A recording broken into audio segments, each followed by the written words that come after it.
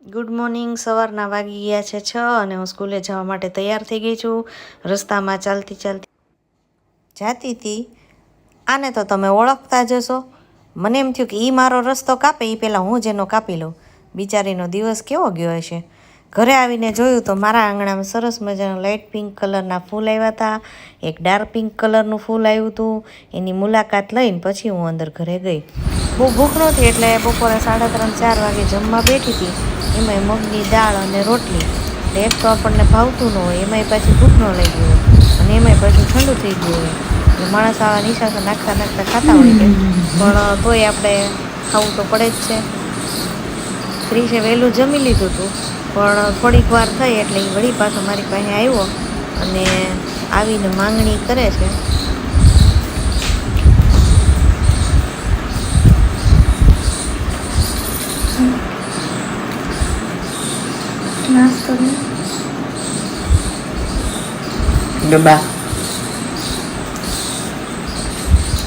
ડબ્બા ખોલો અભિયાન કરો, એમાં નથી.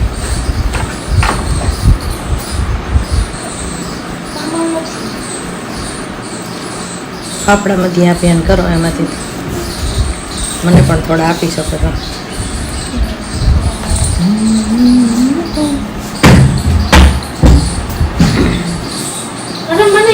બીજો નાસ્તો જોતો છે. બીજો કેવો? બીજો નાસ્તો કુરકુરે.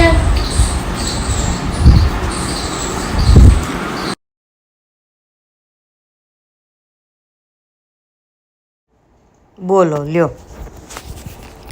પછી જમીને થોડુંક કામ કરીને ફ્રી થઈ ત્યારે એક સરસ મજાની મેં રીલ પણ બનાવી લીધી છે અને એવી 2-3 રીલ હું એકારે બનાવી લઉં છું.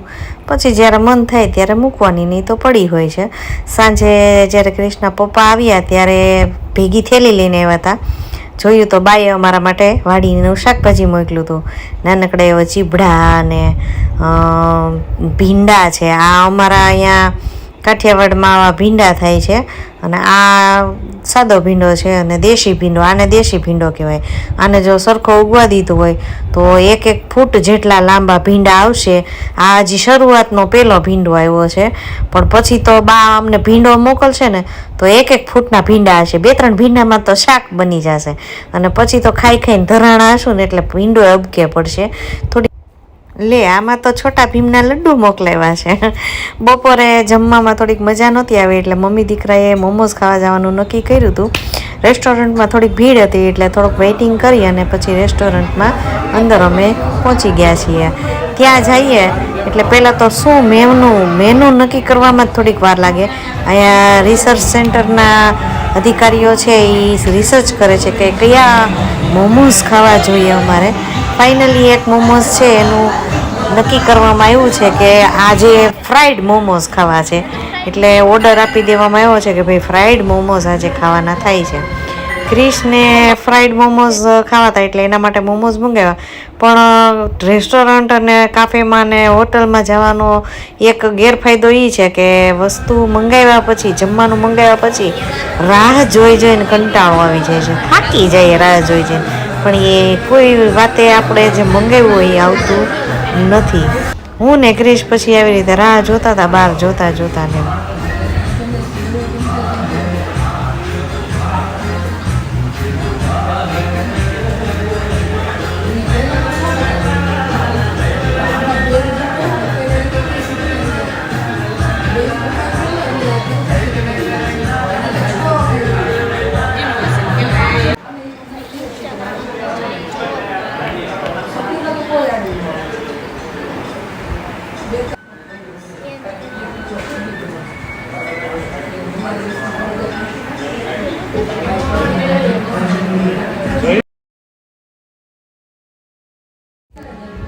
અહીંયા ફ્રાઈડ મોમોઝ આવી ગયા છે.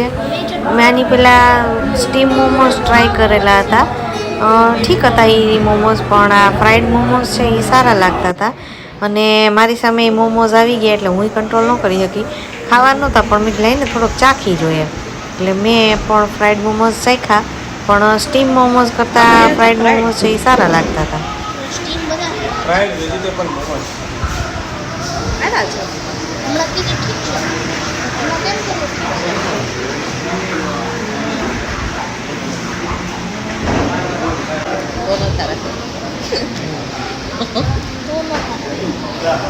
અહીંયા એક કોમેડી થઈ ગઈ. ક્રિષ્ના પપ્પા અને એક ભાઈ છે, એ બેના ટી શર્ટ અને જીન્સ સરખા લાગતા હતા. ફેર એટલો જ હતો કે ભાઈના વાળ છે ને બહુ જ મોટા ને વાંકડિયા હતા. અને સાહેબે બહાર આવીને મને બિલ બતાવી દીધું, એટલું થયું. ત્યાંથી આગળ અમે હોટલમાં જમવા માટે ગયા હતા, કારણ કે મારે અને ક્રિષ્ના પપ્પાને જમવાનું બાકી હતું. ત્યાં ગયા તો ફરી એ જ કહાની, ઓર્ડર આપો અને અડધી કલાક વેઇટ કરો. અને એમાંય પાછા આજુબાજુવાળા એ જમવાનું ચાલુ હોય એટલે એ લોકોનું જમવાનું જોઈ અને આપણા મોઢામાંય પાણી આવી જતું હોય છે. અને મારે ને કૃષ્ણે ગમે ત્યાં જાય ને ત્યારે એક બાબતે માથાકૂટ થતી હોય. મારા ચશ્મા એ અડે અને હું એને ના પાડું કે તું અડમાં, કારણ કે એ જ્યારે પણ અડે ત્યારે કંઈક એમાં થાય એટલે મારે 800,000ની અડી જાય છે. ફાઇનલી અમારા ઢોસા આવી ગયા છે. સાહેબને આ ઢોસા બહુ જ ભાવે છે. મને તે ઢોસા ભાવે, પણ મને ઓલા સુરતી ઢોસા વધારે ભાવે છે. આ મસાલા ઢોસા છે એ ઓછા ભાવે છે, પણ હવે ખાવા તો પડશે જ. બીજો કોઈ ઓપ્શન નહોતો લાગતો, બીજું કંઈ ખાવાની ઈચ્છા નહોતી, કારણ કે અવારનવાર ચાઇનીઝ ને એવું તો કંઈક તો ખાતા હોય. ઢોસા હમણાં નહોતા ખાતા, તો અમે ઢોસા ખાઈ લીધા. અને અહીંયા હોટલમાં ઢોસા, ચાઇનીઝ આ બધું બહુ સરસ મળે છે. મેં પણ ઢોસા ખાતા થોડાક વિડીયોઝ ને એકાદી રીલ ને એવું બનાવી લીધું હોય. હું ગમે ત્યારે ગમે ત્યાં જતી હોઉં, ત્યાં મને ટાઈમ મળે, મોકો મળે એટલે હું આવું કંઈક બનાવી જ લઉં છું. અને ફાઇનલ ઘરે જવા માટે નીકળી ગયા છે. બહાર નીકળીને જોયું ને તો અમારી સ્કૂટી પર 2 છોકરા બેઠેલા હતા, એટલે મેં એના વિડીયો બનાવ્યો, કારણ કે મને દાળમાં કંઈક ખાવી નથી હતું. અને એવું જ હતું, જેવું અમારે સ્કૂટી છે એ અમે એની પાસેથી માંગણી કરી કે ભાઈ લાવો, તો પોતે પોતાનું બાઇક કાઢ્યું. મને એમ થાય કે આવા માણસો દુનિયામાં કેમ છે કે પોતાનું બાઇક પડ્યું હોય તો કોઈક બીજાની સ્કૂટી ઉપર બેઠા હોય છે. અને આ અમે ત્યાંથી આગળ પેટ્રોલ પંપે ત્યાંથી ક્યાંથી આખો સુંદરમાંથી શું છે તારા